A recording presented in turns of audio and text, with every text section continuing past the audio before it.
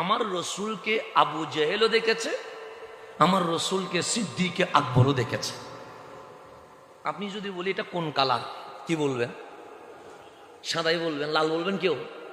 তো আমিও বলছি সাদা, আপনিও বলছেন সাদা। দুই চোখ দিয়ে দেখে শুনে না, আমিও দেখতেছি এটা কি, আপনিও দেখতেছেন কি, সাদা। তা আমার নবীরেও সিদ্দিক আকবর সৈয়দুনা আবু বকর রাদিয়াল্লাহু তাআলা উনিও দেখেছে, আবু জেহেলও। তা আবু জেহেল 12 দিনেও দেখে, রাতেও দেখে, প্রতিদিন দেখে। দেখার পর বলছে কমিয়া মুহাম্মদ, দাঁড়ান হে মুহাম্মদ সাল্লাল্লাহু। আমার নবী দাঁড়াইলেন, বলছে কি কিছু বলবা? সাহা বলবো। আমি আবু জেহেল দুনিয়ার কত বিশ্রী জিনিস দেখেছি, আপনার চেয়ে বিশ্রী এই জমিনে আর কিছু দেখিনি। কিন্তু আমার নবী কত সফট হাসতেছেন। বলছে আবু জেহেল মিথ্যা বলিস নাই, সাদাক্তা, তুমি সত্য কথা বলেছ। কি বলেছ? সত্য বলেছ। ডানে সৈয়দুনা সিদ্দিক আকবর, চোখের পলক পড়তে দেরি, ওই এক পলকে কামলিওয়ালা নবীর চেহারার দিকে তাকায় আসে। আমার নবী বলে আজকে কি শুরু করে দিছে? আবু জেহেল আমার দিকে তাকায় আছে, আমার আবু বকর আমার দিকে তাকায় আছে। আবু বকর আপনিও আমার দিকে তাকায় আছেন, কি দেখতেছেন? সিদ্দিক বলছে নবীরে আমি সূর্যের কিরণ দেখেছি, চাঁদের হাসি দেখেছি, তারকারাজের ঝিকিমিকি দেখেছি, সমুদ্রের উত্তাল ঢেউ দেখেছি, সবুজ শ্যামল পাহাড় দেখেছি। আমার চোখ যেদিন আপনাকে দেখছে এত সুন্দর কেমনে হয়? আন-নাযরু ইলা ওয়াজহিক, সিদ্দিকের চোখ বলছে আর কিছু দেখবো না, শুধু নবীকে দেখতে থাকবো। সুখ সুখী সুখ, আপনার চোখও চোখ, আমার চোখও। সিদ্দিক আকবর বলছে আন-নাযরু ইলা ওয়াজহিক, শুধু আপনারে দেখবো আর কিছু দেখবো না। সেজন্য আজকেও সিদ্দিক নবীর পাশে কান থাকলে জিজ্ঞেস করেন সিদ্দিক কি করতেছেন? বলবেন নবী দেখার স্বাদ মিটাইতে পারি নাই, আজকেও নবীর চেহারার দিকে তাকায় আছে। সিদ্দিক আকবর বলছে নবীর চেয়ে সুন্দর আর কিছু, আর আবু জেহেল বলছে নবীর চেয়ে বিশ্রী আর কিছু। তা আমার নবী বললেন আবু জেহেল সত্য বলেছো। সিদ্দিক যখন বলছে আপনি সবচেয়ে সুন্দর, আমার নবী বললেন সাদাক্তা ইয়া আবু বকর, আবু বকর আপনি সত্য বলছেন। সাহাবায়ে কেরাম অবাক, নবীরে সুন্দর কখনো বিশ্রী হয় না, বিশ্রী কখনো সুন্দর হয় না। তো আবু জেহেল বলছে বিশ্রী, আপনি বললেন ঠিক। আবু বকর বলে সুন্দর, আপনি বললেন ঠিক। তো সুন্দর যদি ঠিক হয়, আবু জাহেলের কথা মিথ্যা, আবু জাহেলের কথা যদি সত্য হয়, সিদ্দিক আকবরটা ঠিক হইতে পারে না। নবীর কথা বুঝি নাই। আমার নবী বলে আমি মিথ্যা বলতে পারি, আমি মাসুম নবী, আমার জবান দিয়ে মিথ্যা বের হবে না। তাহলে আপনি সুন্দর ঠিক বললেন, অসুন্দর ঠিক বললেন, আমার কামলিওয়ালা বললেন দুটোটা ঠিক। কেন? আবু জাহেলের মনের ভিতরে হিংসা, বিদ্বেষ, বিয়াদবি, গুস্তাখি, এই নাপাক দিল নিয়ে আমার দিকে যখন তাকাইছে, আমারে দেখে নাই। আনা মিরআ, আমি একটা আয়না, আয়নার দিকে তাকাইলে আয়না দেখা যায় না, যে দেখে সারে দেখা যায়। আবু জাহেল যখন আমার দিকে তাকাইছে, আমি আয়না, আবু জাহেলের আসল ঠিকানা জাহান্নাম দেখাই দিছি।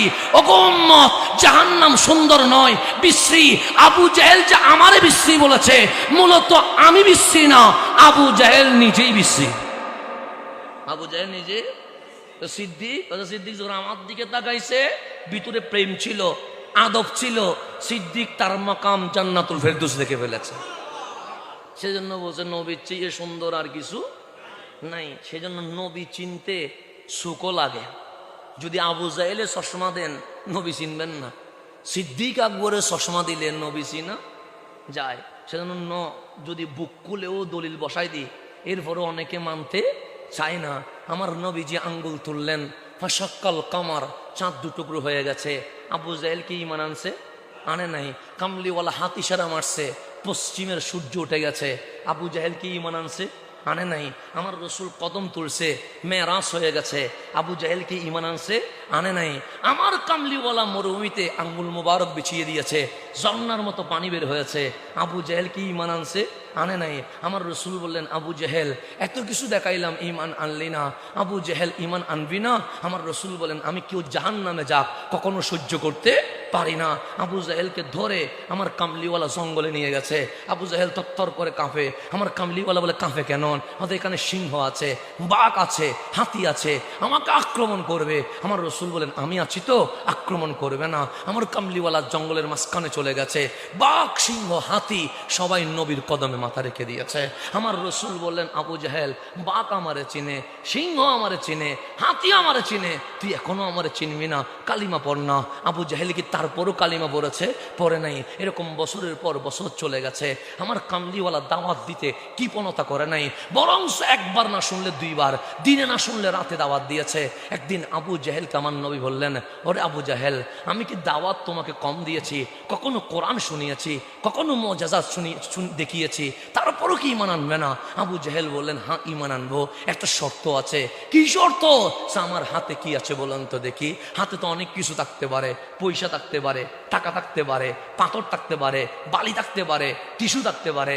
আমার কামলিওয়ালা বললেন এটা কোনো প্রশ্ন হইল আবু জাহেল? যিনি আঙ্গুল তুললে চাঁদ দুটুকরো হয়ে যায়, হাত তুললে সূর্য উঠে যায়, কদম তুললে মেরাজ হয়ে যায়, তুমি ওনাকে বাচ্চার মতো প্রশ্ন করছো হাতের ভেতর কি আছে? আরে আমি নবী উপরে যেমন দেখি ভেতরেও তো তেমন দেখি। এটা বাচ্চার মতো প্রশ্ন হয়ে গেছে আবু জাহেল।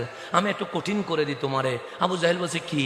তুমি যদি বলো হাতে কি আছে বলতে, আমি এখন বলে দিব, কিন্তু আমি এর চেয়ে কঠিন করে দিব। কি? তোমার হাতে যেটা আছে ওটা বলবে আমি কে। শুনবানি আবু জাহেল? আবু জাহেল হাসতেছে। আমার নবী বলে লিমাযা তাদহাক, হাসো কেন? হাতের মধ্যে মশা নাই, মাছি নাই, তলা পোকা নাই যে প্রাণী কথা বলতে পারবে। আমার নবী আমি জানি তো কথা বলতে পারবে না, তাহলে কেমনে বলবে আপনি কে? আরে তুমি বলো না কোনটা নিবা। হাতের ভেতরের জিনিস কি বলবো না হাতের ভেতরের জিনিস বলবে আমি কে? আমার নবী যখন এই প্রস্তাব রাখলেন, আবু জাহেল বলে জীবনেও সম্ভব না। আমার হাতে যেটা আছে এটা কখনো কথা বলতে পারবে না, পারবে না, পারবে না। আমার কামলিওয়ালা নবী তো তারে কয় যিনি অসম্ভব রে সম্ভব করে দিতে পারে। তুমি শুধু বলো কোনটা নিবা। আবু জাহেল বলে তাহলে ঠিক আছে, আমার হাতের ভিতরে জিনিস বলক আপনি কে। আমার নবী আঙ্গুল মোবারক তুলে বললেন ইয়া হাজার, হে পাথর, কল বল মান আনা, আমি কে। তুই পাথর বলবি আমি। তো রসুল বলে দিয়েছে তোর হাতে কি আছে? পাথর আছে। বলেছে পাথর বল আমি কে। তখন পাথর ভিতর থেকে বলছে আসসালাতু ওয়াসসালামু আলাইকা ইয়া রাসূলুল্লাহ, আপনি সাধারণ কেউ নয়, আপনি রহমতুল্লিল আলামিন, আল্লাহর বান্দাকে জাহান্নাম থেকে তুলে হেদায়েত দিতে দিয়া জান্নাতে নেওয়ার জন্য দুনিয়ায় চলে এসেছে। তাহলে পাথর নবীরে চিনছে কি চিনে নাই? আবু জাহেল যখন দেখতেছে পাথর নবীর উপরে দরুদ পড়ছে, পাথরকে এভাবে করে মারছে, পাথর নবীর কদমে গিয়ে পড়ে গেছে। কোথায় পড়ে গেছে? এরপরেও আবু জাহেল কি ঈমান আনছে? আনে নাই। তাহলে যা ঈমান আনবে না তারে বক্ক ছিদ্র করে সমস্ত দলিল ডাউনলোড করে বসাইয়া দিলেও জীবনে কখনো ঈমান